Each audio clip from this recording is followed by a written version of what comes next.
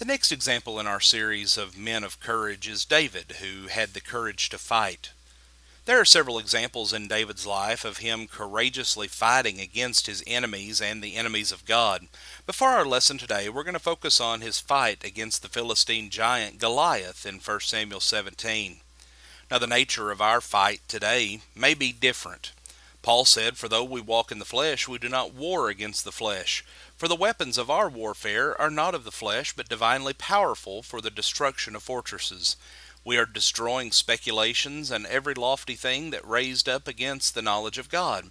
And we're taking every thought captive to the obedience of Christ." 2 Corinthians 10, verses 3 through 5. And even though we may not face the same type of struggle that David faced, there are still valuable lessons for us to learn from David's fight against Goliath.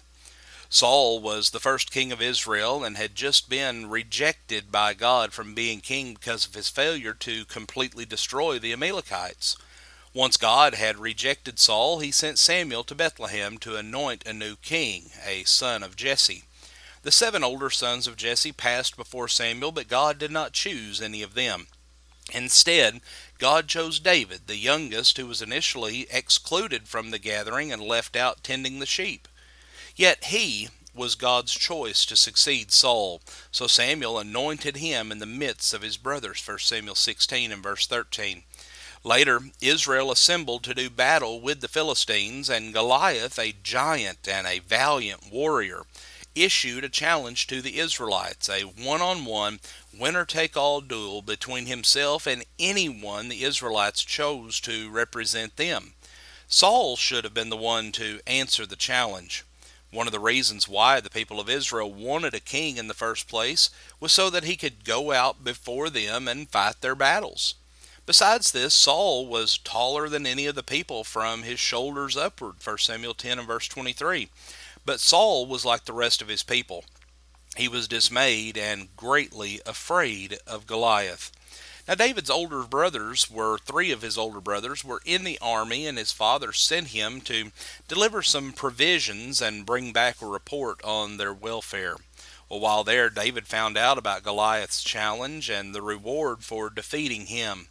And even though his oldest brother mocked and ridiculed him, David volunteered to fight. Initially, Saul was hesitant to let him go, but David was so confident that he would win. And after refusing the king's sword and the king's armor, David took his sling and gathered 5 smooth stones on his way to face Goliath. When David came to fight, Goliath mocked him. David responded by declaring his confidence that the Lord would deliver Goliath into his hands. With just 1 stone, David killed the giant, then cut off this warrior's head with his own sword. And this led to a great victory by the Israelites over the Philistine army. But why did this take courage? Well, it's easy to see that it took courage for David to fight Goliath, but let's notice just briefly 4 reasons why this was such a courageous act. First, David was just a youth. This was Saul's first reason for discouraging David from going, that he was still a young man. And when he came to fight, Goliath dismissed him on account of his youth.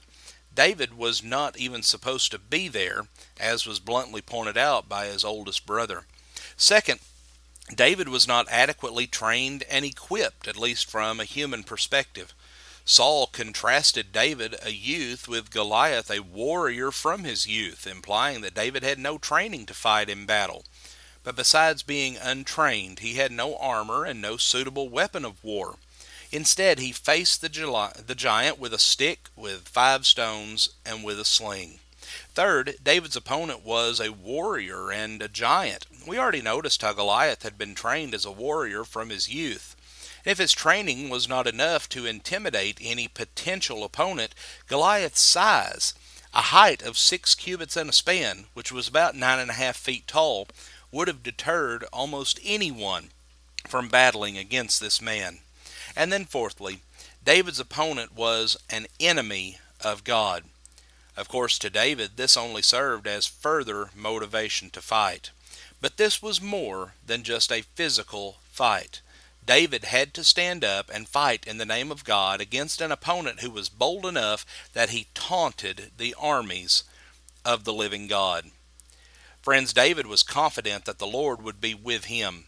He told Goliath, "This day the Lord will deliver you up into my hands, and I will strike you down and remove your head from you, for the battle is the Lord's, and he will give you into our hands."